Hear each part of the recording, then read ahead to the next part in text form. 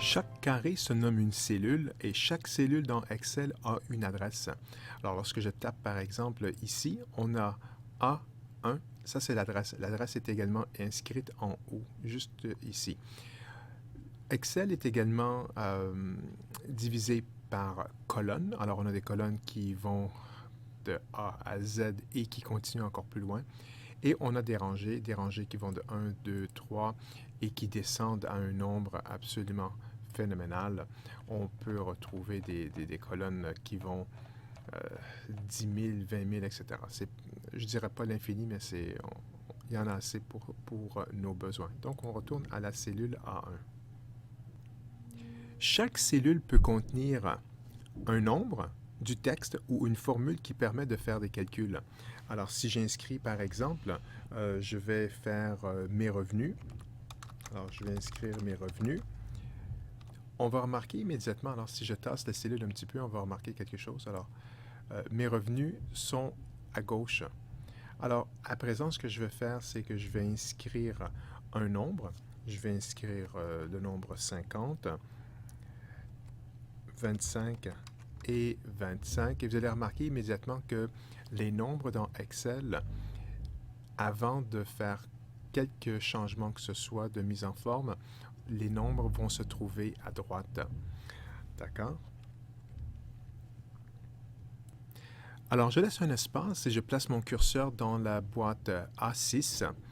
Et je désire maintenant connaître la somme de A2, A3 et A4. Alors, on connaît déjà la réponse, mais on va laisser Excel trouver notre réponse pour nous. Et ce qu'on va faire maintenant, c'est que je vais arriver ici à A6 et je vais aller sur le curseur. Alors, pas le curseur, mais sur le symbole pour obtenir la somme.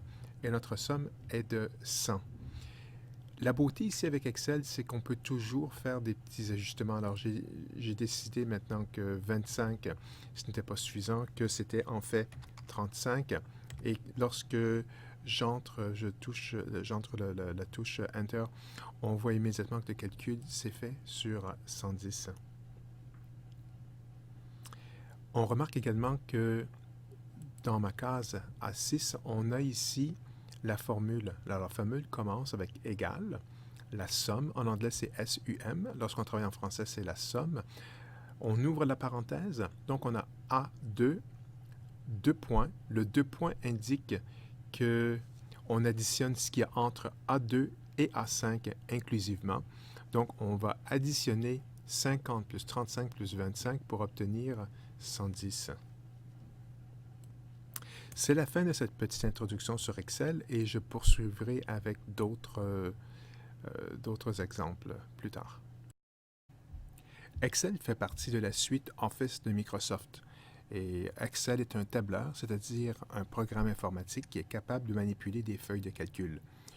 Et une feuille de calcul, c'est une table ou une grille d'informations de toute nature de données. Alors, des données en anglais, c'est data, qu'elles soient scientifiques, commerciales, comptables, financières ou statistiques.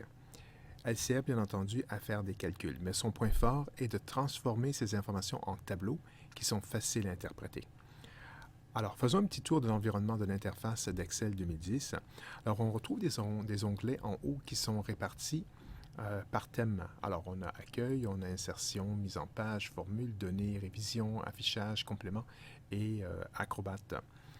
Et sous chaque onglet, on va retrouver aussi des blocs qui sont répartis en famille. Alors ici, dans la police, on a aussi alignement, nombre, style.